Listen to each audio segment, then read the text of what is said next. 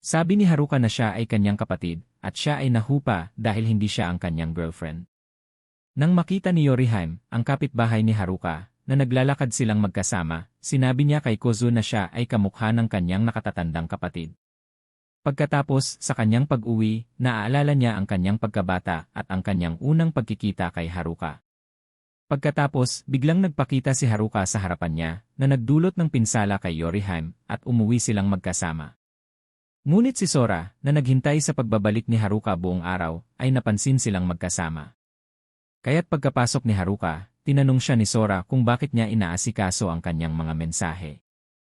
Napagtanto ni Haruka na nagpadala si Sora ng maraming mensahe sa kanya, kaya't humingi siya ng tawad. Nang gabing iyon, pumasok si Sora sa kwarto ni Haruka at humingi siya na magbigay siya sa kanya. Ngunit nang mapansin ni Sora ang pagkabahala ni Haruka, nagbigay siya ng palusot na ipamimigsi siya ng kanyang school uniform. Kinabukasan, habang umaalis si Haruka papuntang paaralan, narinig niyang sumigaw si Sora dahil nakita ang mga lamok sa kwarto. Pagbalik niya, mahigpit na yumakap si Sora sa kanya, kaya't naramdaman ni Haruka ang kanyang mga hinog na prutas.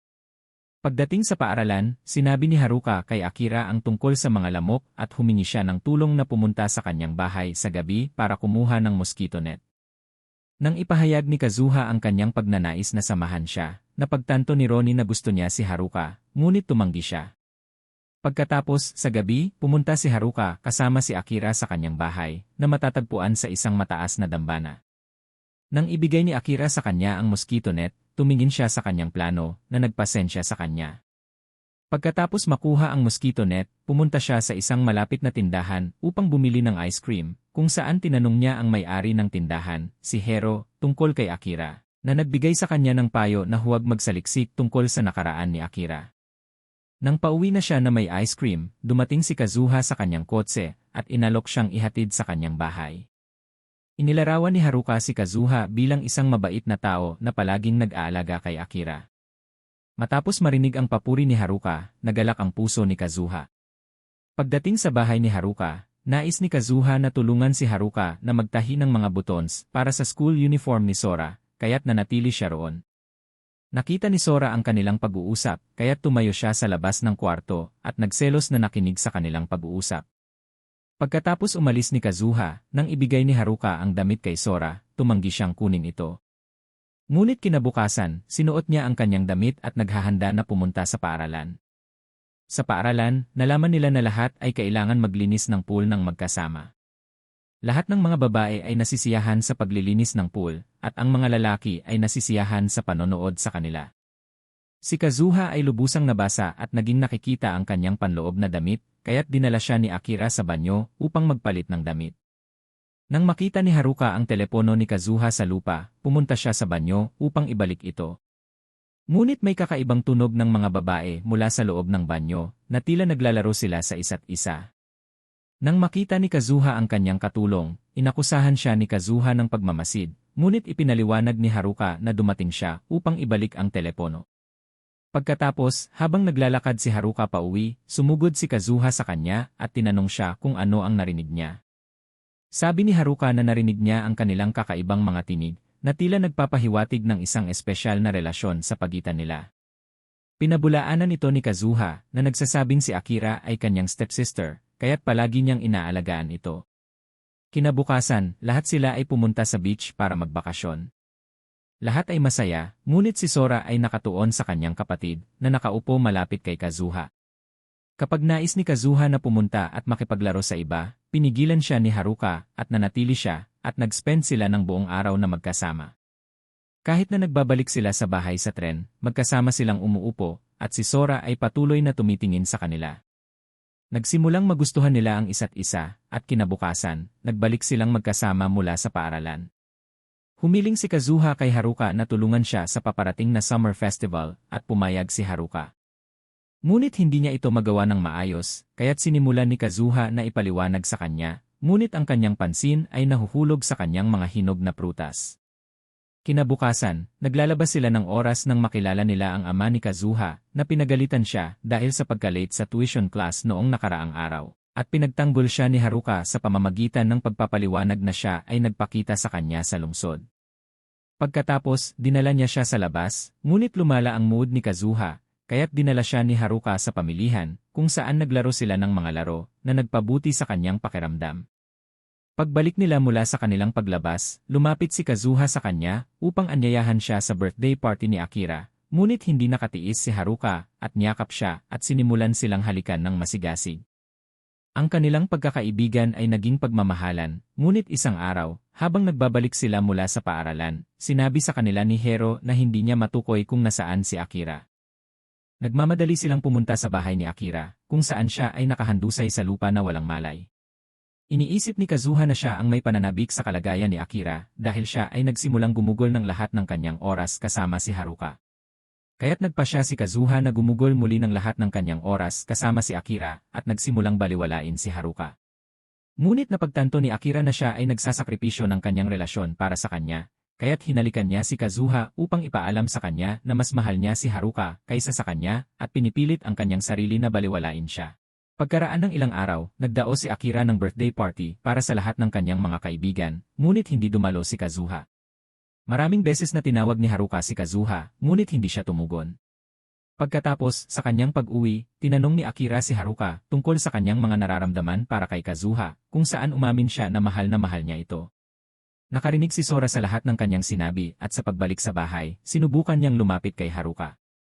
Ngunit hindi gusto ito ni Haruka, kaya tinanong niya kung bakit hindi siya nagsasabi sa kanya ng anuman tungkol kay Kazuha. Ngunit umalis si Haruka sa bahay sa ilalim ng preteksto na sasabihin niya ito sa kanya mamaya. Bumili siya ng regalo para kay Kazuha at pumunta sa kanyang bahay kung saan natagpuan niya ang kanyang katulong at ibinigay ang regalo sa kanya. Pagkatapos, sa gabi ng Summer Festival, naghihintay sina Haruka at Akira para kay Kazuha na dumating na nakasuot ng kimono. Umalis si Akira mula doon na iniwan silang magkasama. Sinabi ni Kazuha sa kanya na gusto niya ang kanyang regalo at pumunta ang magkasintahan sa pamilihan para maglakad. Nagalit si Kazuha sa kanyang ama dahil hindi niya mahal ang kanyang stepsister na si Akira. Kaya't dinala siya ni Haruka sa bahay ni Akira, kung saan natuklasan ni Kazuha na ang kanyang ama ay nagmamalasakit kay Akira ngunit itinatago ito. Nagdulot ito kay Kazuha na maging emosyonal at inimbitahan ang kanyang kasintahan sa kanyang kwarto. Hindi katulad ng ibang mga protagonist sa anime, hindi nahihiya si Haruka at nag-spend sila ng buong gabi na nagkakaroon ng mga plano kasama siya. Pagbalik sa bahay, napansin niya si Sora na tinitingnan ang kanilang mga larawan noong pagkabata. Ipinakita niya sa kanya ang kanyang childhood locket, na nagpapaalala kay Haruka na ipinakita sa kanya ni Akira ang isang locket bilang tanging alaala ng kanyang ina. Pagdating niya sa paaralan, nakita niyang nakatayo si Akira sa bintana, tinitingnan ang labas na may disappointment sa kanyang mukha. Tumingin si Haruka sa labas ng bintana, at isang batang babae ang naglalaro kasama ang kanyang mga magulang. Sinabi ni Haruka sa kanya na sila ay magkaibigan noong pagkabata, at niyakap siya ni Akira ng maamo habang naalala ang kanilang pagkakaibigan. Nahulog si Akira mula sa isang puno at nawala ang tanging alaala ng kanyang ina. Nagpapanggap si Akira na hindi ito malaking bagay para sa kanya, ngunit alam ni Haruka na siya ay labis na nasaktan pagkatapos mawala ang alaala ng kanyang ina. Kaya tinawag ni Haruka si Akira sa hatingabi at hiniling sa kanya na hanapin ang locket ng kanyang ina sa susunod na linggo. Sa linggo, dumating siya sa bahay ni Akira na nakasuot ng minor at pumunta sa kabubatan upang hanapin ang locket. Pagdating ni Haruka sa kanilang lugar ng paglalaro, nagsimula siyang maghukay ng may malaking sigasig.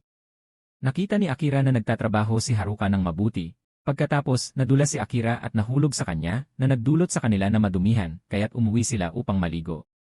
Ngunit nang maligo si Haruka, sumali sa kanya si Akira sa loob. Pagkatapos ng ilang sandali, pumasok siya sa bathtub at nagsimulang maligo kasama si Haruka, ipinahayag ang kanyang kagustuhang makipagplano kasama siya. Sumang-ayon si Haruka na makipagplano na kanilang ginawa ng may kasiyahan at kasiyahan. Nang malaman ni Haruka na maaaring buhay pa ang ina ni Akira, nag-alok siya na tulungan siyang hanapin ang kanyang ina. Tumingin siya sa mga lumang pahayagan upang malaman pa ang tungkol sa kanyang ina bago siya sumama kay Sora sa dambana para sa seremonya ng gabi. Nakita nila si Akira at si Kazuha at pagkatapos ay dumating ang ina ni Kazuha. Binati ni Akira ang kanyang ina, ngunit umalis ito nang hindi sumasagot. Pagkatapos, lahat ay nagtipon para sa seremonya na nagsimula sa isang tradisyonal na sayaw mula kay Akira. Napansin ni Haruka na umiiyak si Akira habang sumasayaw, kaya't pagkatapos ng sayaw, pumunta siya upang makipagkita sa kanya sa kanyang kwarto. Doon, napansin niya na sinusunog ni Akira ang isang diary na naglalaman ng impormasyon tungkol sa kanyang ina. Kinuha ni Haruka ang diary mula sa kanya at pinatay ang apoy. Matapos itong basahin, napagpasyahan niyang may relasyon sa pagitan ng ina ni Kazuha at Akira. Pagkatapos, pumunta siya kay Hero na may diary, ngunit wala siyang alam tungkol dito, kaya't nagpasya si Haruka na magsagawa ng DNA test sa ina ni Akira at Kazuha. Pagkatapos, nakipagkita si Akira kay Haruka at humiling na tapusin ang kanilang relasyon, dahil naniniwala siyang ang lahat ng mahal niya ay mawawala balang araw. Sinubukan ni Haruka na hikayatin siyang huwag tapusin ang kanilang relasyon, ngunit hindi siya nakinig. Pagkatapos, nakipagkita si Haruka kay Kazuha at ipinaalam sa kanya ang tungkol sa DNA test, at pumayag si Kazuha sa DNA test ng kanyang ina.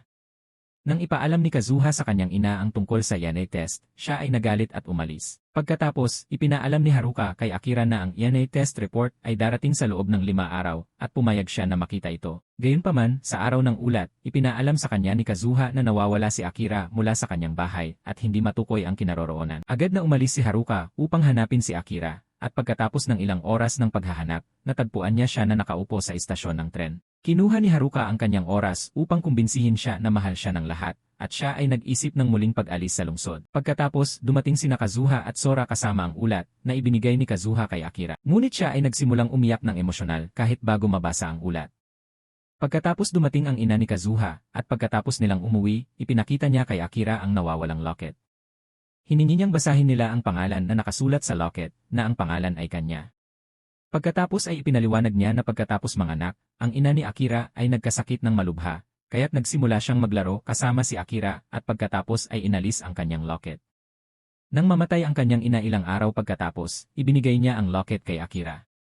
Pagkatapos ay binasa ni Akira ang DNA report na nagsasabing hindi siya ang kanyang ina. Pagkatapos, nais ni Akira na pasalamatan si Haruka para sa kanyang tulong, kaya't humiling siya sa kanya na makipagplano at nag-spend sila ng buong gabi na nagkakaroon ng mga plano. Sa hinaharap, magpaplano si Haruka kasama ang ibang mga babae, ngunit sa kabila nito, siya rin ay magpaplano kasama ang kanyang kapatid na si Sora, ngunit malalaman natin kung bakit niya ginagawa ito sa susunod na bahagi.